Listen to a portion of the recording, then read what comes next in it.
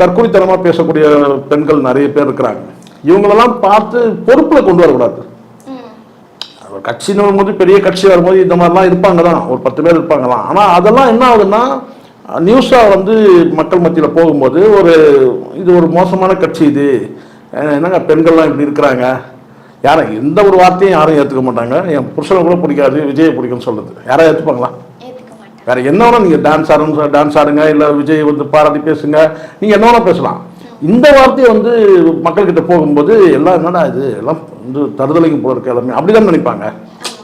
So அதனால வந்து அதை அவாய்ட் பண்ணிங்கன்னா நல்ல தொண்டர்களை வந்து ஊக்குவிக்கணும். இந்த மாதிரி நேர்காணல் கொடுக்கும்போது நல்ல நபர்களை வந்து இது பண்ணணும். பொதுவாகவே வந்து கேட்டால் நான் சொல்லக்கூடியது அது அதிமுக திமுக இருக்கட்டும், மகளிர் வந்து பொதுவான வந்து வெற்றி கொண்டாட்டத்தில் தான் இந்த மாதிரிலாம் பண்ணுவாங்க, டான்ஸ் ஆடுறது இது மாதிரிலாம் பண்ணுவாங்க. நீங்கள் இன்னும் கட்சியே தொடங்கி இன்னும் ஊர்வலமும் நடக்கலை, எதுவும் நடக்கலை இன்னும், அதுக்குள்ளே இப்படி வந்து நீங்கள் ப்ராட்காஸ்ட் பண்ணிங்கன்னா மக்கள் மத்தியில் வந்து நீங்கள் வந்து போய் சேர்ந்தீங்கன்னா கட்சி கெட்ட பேர் ஆகும்ல. இதெல்லாம் விஜய்க்கு தெரியுமானா தெரியாது. விஜய்கிட்ட சொல்லக்கூடியவங்க இதெல்லாம் மறைப்பாங்க.